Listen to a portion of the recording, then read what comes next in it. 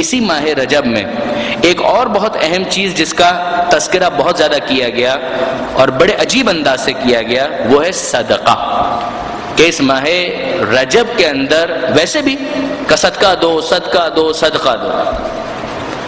انفقوا مما رزقناکم من قبل ان یاتی احدکم الموت فیقول رب لولا اخرتنی الی اجل قریب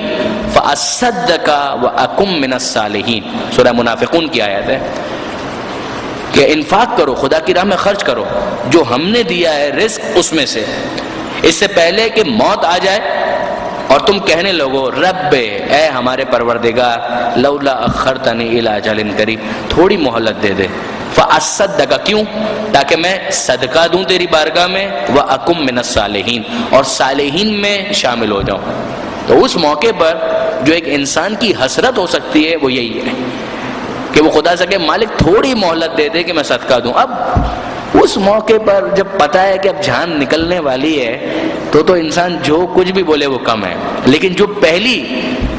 طلب اور تڑپ اس کے دل میں ہوتی ہے وہ یہی ہے کہ مالک میں صدقہ دے کر کسی کی مدد کروں اور صالحین میں شامل ہو جاؤں۔ یہ قرآن کی آیت ہے۔ رجب کے مہینے کے حوالے سے ابو سعید خدری رضی اللہ تعالی عنہ پیغمبر اکرم کے صحابی ہیں، وہ روایت کرتے ہیں پیغمبر اکرم ختمی مرتبت احمد مجتبی محمد مصطفیٰ صلی اللہ علیہ وآلہ وسلم فرماتے ہیں پیغمبر اکرم کہ کثرت کے ساتھ، تھوڑا بہت نہیں، کثرت کے ساتھ کہ رجب میں صدقہ دو، کثرت کے ساتھ، چاہے اگر زیادہ نہیں دے سکتے تو اتنا تو کرو کہ روزانہ ایک روٹی صدقے میں دو، یعنی باقاعدہ کہ اگر زیادہ نہیں دے سکتے تو اتنا تو ضرور کرو کہ ایک روٹی روزانہ رجب کے مہینے میں، یعنی 30 دن ہے تو 30 روٹیاں، اور روزانہ ایک روٹی۔ زیادہ نہیں دے سکتے تو اتنا، اور زیادہ بڑھا سکو تو کیا کہنا، لیکن زیادہ نہیں کر سکتے تو اتنا ضرور کرو کہ ایک روٹی روزانہ صدقہ دو۔ ثواب کیا ملے گا؟ جو دھندے والے لوگ ہیں، کاروبار والے لوگ ہیں، بزنس والے لوگ ہیں، تو اے اللہ کے رسول اللہ تو خوش ہوگا،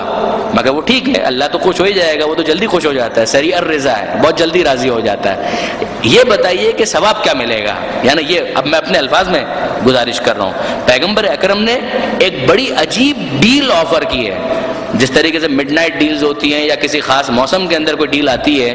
پیغمبر اکرم نے عجیب بات کی ہے، واقعاً عجیب بات کی ہے۔ ماہ رجب کے اندر صدقہ دینا، پیغمبر فرماتے ہیں کم سے کم ایک روٹی تو دو، اور اگر کسی نے ماہ رجب میں اس طرح سے کرنے کو اپنی عادت بنا لیا تو اسے وہ پورا ثواب ملے گا جو آج تک میں نے صدقے کا بیان کیا ہے۔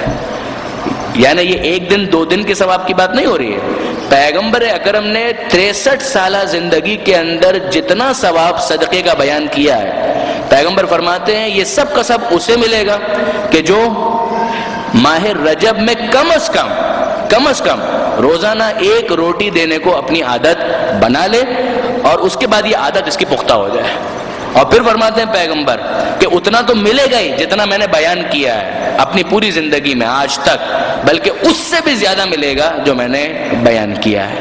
یہ عجیب ثواب ہے جو صدقے کا پیغمبر اکرم نے اس کے اندر بیان کیا ہے۔ یعنی آپ دیکھیں گے کہ پیغمبر نے بہت صدقے کا ثواب بیان کیا، یہ ثواب وہ ثواب، یہ ثواب وہ فائدہ یہ فائدہ کا، وہ سب کا سب اسے حاصل ہوگا جو اس ماہ رجب میں